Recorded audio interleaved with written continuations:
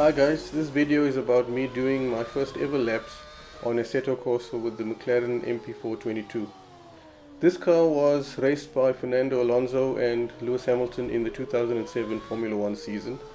This mod for Assetto Corsa was created by the VRC modding group. Links can be found below. As you can see, when I exited the pits I was very tentative on the throttle and on the brakes. Tires were cold and the car was obviously very unfamiliar to me. I knew the track very well, of course, but the car felt a bit strange in the beginning and I started to get used to it as the corners went on. Initial impression was that the force feedback wasn't that good. It felt very weak and actually a bit wooden. I wasn't really impressed with it. I still have to change those settings to make it give me a lot more feedback.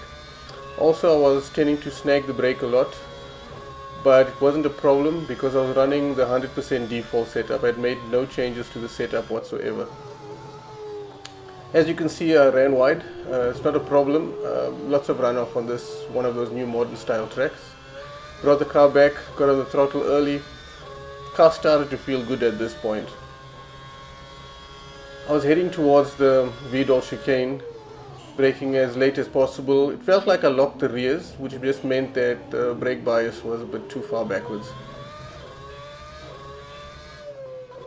The final corner, missed my braking point, which also, as usual, wasn't a problem. This is the first lap I've done with the car, so I don't have a problem with that. On my first flying lap, gave it full taps, braked as late as I dared into turn 1, missed the apex quite a bit. But since turn 1's exit has quite a bit of runoff area, I used it and got ready for turn 2. Turn 2 is what I always call the Mickey Mouse section. Totally pointless addition to the track. It was done as an upgrade several years back. We are now entering the section that I actually refer to as turn 2. And this is the part of the track that I actually enjoy. This is a high-speed left-right chicane. You need to actually compromise the first bit as a fraction to get maximum out the second bit. The reason for that is the long straight that heads down to the hairpin. It's important to brake late, but not too late and miss the apex, which is amazingly what I did. The problem with missing the apex, it means you can't get on the throttle early enough for the next section. This is the Schumacher S, which is taken easily flat out in this car. That was actually the best bit of this test session for me. Got this section right, it didn't run wide like the previous one. Getting onto the back straight, I ran a bit wide, touched the grass. Because of the incredible downforce of the car, it wasn't a problem bringing the car back.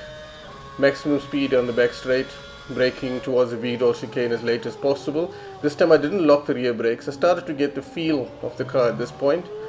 Heading towards the final corner, I actually realized that this car is really good. It's still not a full version, meaning it's only a 0.3 and not a version 1.0. Which means that there's plenty more upgrades and updates coming for the car.